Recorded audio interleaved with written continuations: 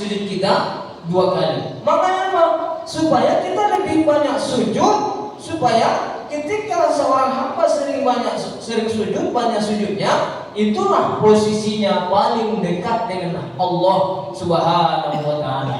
Aqrabu ma yakunul 'abdu min rabbih, keadaan seorang hamba yang paling dekat dengan Tuhannya Allah, wa huwa sajidun, ketika dia sedang bersujud. Inilah keadaan yang paling dekat kita dengan Allah ketika sujud. Maka ketika sujud, karena ini posisi paling dekat antara kita dengan Allah, tidak ada yang kita ingat selain Allah.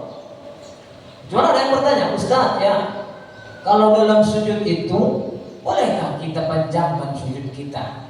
Bolehkah kita tambah bacaan kita? Misalkan dari 3 kali menjadi 7 kali, boleh?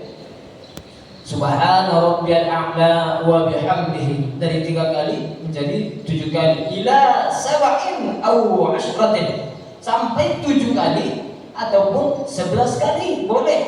Tapi kalau sholatnya sendirian, kalau imam tak perlu lah. Nanti jemaah bingung, ini imamnya sudah bangkit belum nih? Ditengoknya dulu lagi, oh belum, diulanginya lagi kan. Nah, kalau sendirian, falyutawil masya, panjangkan sesuka hatimu. Iya, ini kan sering menjadi persoalan Bapak Ibu. Karena saya mendapat informasi, ruku itu sunnah dipanjangkan, dilebihkan bacaannya. Ini mau jadi 7 kali rasa masjid. Siapa yang membaca kalimat ini 3 kali dalam rukunya, faqad tamma ruku'ahu, maka telah sempurnalah rukunya. Bapak Ibu jemaah yang dimuliakan Allah Subhanahu wa taala, itu poin yang keempat. Merasa khawatir, takut kalau ibadah kita ini masih memiliki banyak kekurangan. Ya Allah, kayaknya belum ada perubahan lah ibadah saya ini, mulai dari remaja, sekarang sudah dewasa, sudah puluhan tahun saya sholat ya Allah, tapi kayaknya begitulah, itu pribadi kita masing-masing lah Bapak Ibu ya. Kemudian yang kelima, apalagi yang mendorong kita untuk dapat lebih khusyuk dalam ibadah itu, dalam sholat itu, kata Imam Al-Ghazali, yang kelima ar-raja. Ar-raja, berharap kepada Allah. Bagaimana munculnya raja ini? Dengan mengetahui kemahalembutan Allah Subhanahu wa taala kepada hambanya. Kemahalembutan, lemah lembutnya Allah kepada seorang hamba, kepada kita semua. Allah itu memiliki sifat kasih sayang. Allah memiliki sifat maha lembut terhadap hambanya. Ingat ketika Nabi Yusuf berkata, Inna Rabbi latifun lima yasha, sesungguhnya Tuhanku maha lembut terhadap sesuatu yang Dia kehendaki. Artinya apa? Allah itu memperjalankan kita ini, hamba ini sangat lembut sekali. Maknanya apa? Begitu rapi rencana Allah untuk hambanya. Tidak pernah Allah itu bermaksud untuk menganiaya hambanya, apalagi untuk menjerumuskan kita sebagai hambanya. Seluruh perjalanan hidup kita itu Allah kasih kita cobaan, sepertinya Allah itu tidak adil. Nah, kan begitu. Allah tidak adil.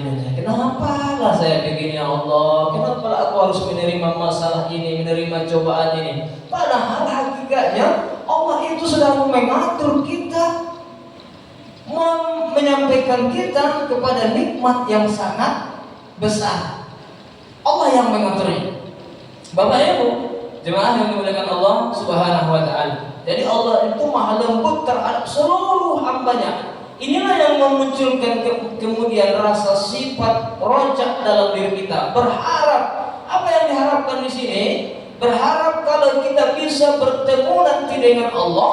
Berharap kalau nanti kita dimasukkan ke dalam surga ya Allah Subhanahu wa taala. Tapi Ustaz, kita tidak mampu masuk ke dalam surga disebabkan amal kita. Betul. Itu kata Nabi sallallahu alaihi wasallam, la yadkhulul jannah ahadukum bi amalihi. Tak ada seorang pun di antara kamu yang bisa masuk surga dengan sebab amalnya. Wala anta ya Rasulullah. Begitu juga engkau ya Rasulullah. Wala ana, saya pun tidak bisa masuk ke surga dengan sebab amalku, illa ayyataghammadani Allahu bi rahmatihi, melainkan kita semua mendapat rahmat, diliputi rahmat Allah Subhanahu wa taala. Inilah kemudian Bapak Ibu muncullah syairnya Abu Nawas ya. Muncul syair Abu Nawas menghitung-hitung dirinya di saat beramal, rasanya amalnya ini jauh kali dari surga. Tapi kalau misalkan amal ini tidak bisa memasukkan dia ke dalam surga, andaikan dimasukkan Allah pun ke dalam neraka, dia tidak sanggup. Maka muncul kemudian syairnya yang terkenal, Ilahi lastu lil firdausi ahla, Ilahi lastu lil firdausi ahla. Tuhanku, aku tidak sanggup masuk, aku tidak layak masuk ke surga, ke surgamu, ke surga Firdaus. Wala aku ala naril jahim. Tapi begitu juga ya Allah, kalau Engkau masukkan aku ke dalam neraka jahanam, aku tak sanggup ya Allah. Diukur diri amal kita tak mampu, tak layak masuk ke dalam surga. Tapi andaikan Allah masukkan kita ke dalam nerakanya sekalipun, kita tidak sanggup. Kalau begitu apa yang kita harapkan? Yang diharapkan itu adalah rahmat Allah. Ada seorang abid Pak,